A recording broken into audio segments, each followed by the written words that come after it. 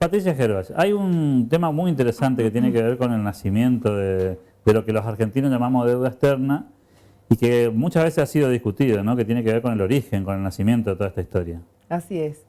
En realidad, nuestra deuda externa argentina tiene larga data, te diría desde los comienzos de nuestra historia. Hubieron nada más que 2 presidentes en Argentina que no tomaron deuda, que decidieron no endeudar al país.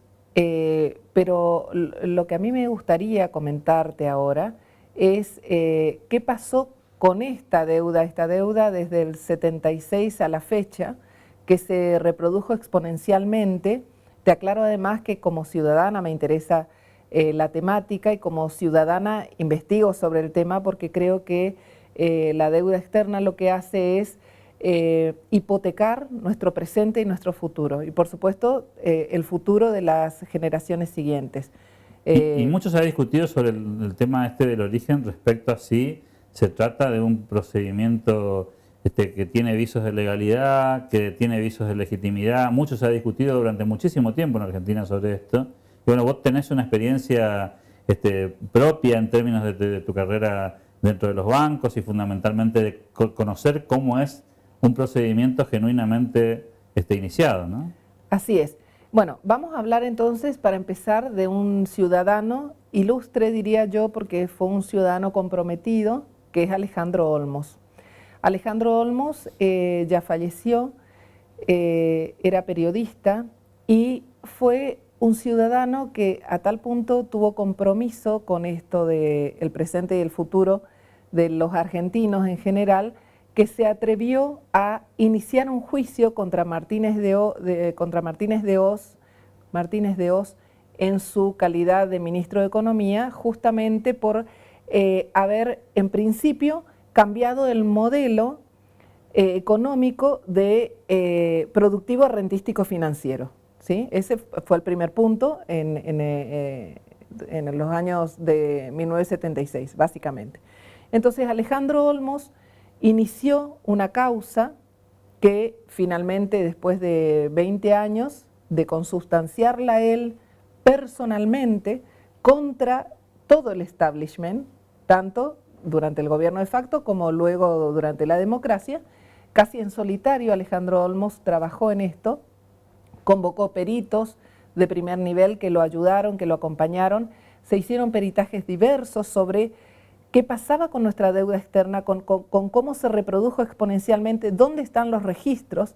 Se fueron a los registros del Banco Central, por ejemplo, donde hay acreditaciones de que no habían registros formalmente aceptados en los procedimientos contables para la entrada y el destino de esos fondos, ¿sí? Todo eso está en esta causa que inició Alejandro Olmos, que ahora te voy a contar cómo terminó. Sucede que cuando cambia el modelo de productivo a rentístico financiero, obviamente nuestro modelo económico cambia. Por eso tuvimos este viraje tan deteriorante para lo que es la producción. Hasta el día de hoy, digamos, estamos buscando encontrar una vía de recuperación en esto, porque seguimos todavía en la economía de la especulación, alineados con todo lo que sucede a nivel mundial, porque todos sabemos que este fenómeno de la globalización en realidad es globalización para generar un gran mercado y para que los ciudadanos dejemos de ser ciudadanos y nos convirtamos en consumidores. ¿Y en consumidores de qué? De servicios, de productos, sobre todo de productos financieros, donde hay, por ejemplo, los intereses, si bien es cierto que son legales, moralmente son muy cuestionables y en realidad hipotecan la vida y las economías domésticas. Es decir, más allá de la continuidad jurídica, entre comillas, que significa para el Estado argentino tener que cumplir con las obligaciones que han contraído gobiernos anteriores de diferente configuración, vos planteás que hay un punto que tiene que ver con el origen moral de esa deuda, ¿no? Exactamente, pero no solo el origen moral, acá vamos a una cuestión muy práctica. Alejandro Olmos, ¿qué es lo que cuestiona? Lo primero que él cuestiona es que esta deuda es ilegítima porque fue tomada por un gobierno de facto, esta deuda del 76 en adelante que correspondió a los gobiernos de facto. ¿Y por qué eso es así? Porque vos mencionaste antes mi experiencia bancaria. Cuando se va a tomar un crédito, ¿qué hace la institución bancaria? Vamos a poner en paralelo el Fondo Monetario Internacional, que es quien otorga los créditos a los países. ¿Qué hace? Primero verifica si la persona que va a solicitar el crédito y a la que se le va a otorgar el crédito es la legítima portadora de ese bien que va a dar como garantía, ¿sí? En este caso, por ejemplo, si vos vas a tomar un dinero y vas a poner de garantía tu casa o tu auto, lo que hace la entidad financiera es verificar si vos sos dueño de ese bien o de esa casa o de ese auto, ¿sí? En este caso se otorgó dinero a los gobiernos de facto, siendo que son gobiernos ilegítimos en cualquier lugar del mundo, ¿sí?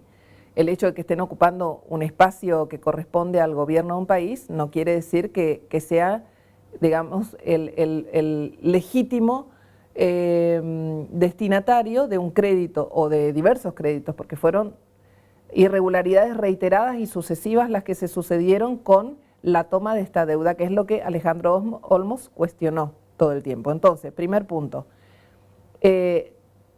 fondos otorgados a un gobierno de facto, un gobierno no legítimo. En ningún país del mundo un gobierno de facto es legítimo. Bueno, segundo, el modo en que esto se otorgó. No hay registros, no habían registros fehacientes de que este dinero hubiera entrado, contablemente hablando, digamos, ¿no?, al Banco Central de la República Argentina o al ministerio que correspondiera en ese momento. Entonces, todo eso hubo que armarlo. Alejandro Olmos presentó pruebas sistemáticamente consustanciando esa causa, tiene como 50 cuerpos o más esa causa, que finalmente se determina, luego de que fallece, por supuesto, Alejandro Olmos, el juez Ballesteros, que es quien tenía la causa, que luego en otra entrevista o en otra columna les voy a ir comentando, el juez Ballesteros, determina que efectivamente la deuda argentina, la deuda externa argentina durante todo ese periodo es ilegítima. No es ilegal porque los instrumentos legales están, digamos, y fueron consensuados y fueron tomados, firmados, etcétera, etcétera. Todo el procedimiento legal está, pero la ilegitimidad viene de justamente a quién se le otorgó el dinero, el modo en que se le otorgó. Cuando una institución, volvemos al ejemplo anterior, la institución decide darte, verificó que vos sos el dueño, el titular de esa casa, decide darte ese dinero. Muy bien. Lo siguiente que hace es verificar que vos le diste un destino a ese dinero, lo que hace es auditar en qué pusiste esos fondos, si se corresponde con el destino que vos dijiste que le ibas a dar. Nada de eso pasó acá. El Fondo Monetario Internacional no auditó destinos de fondos.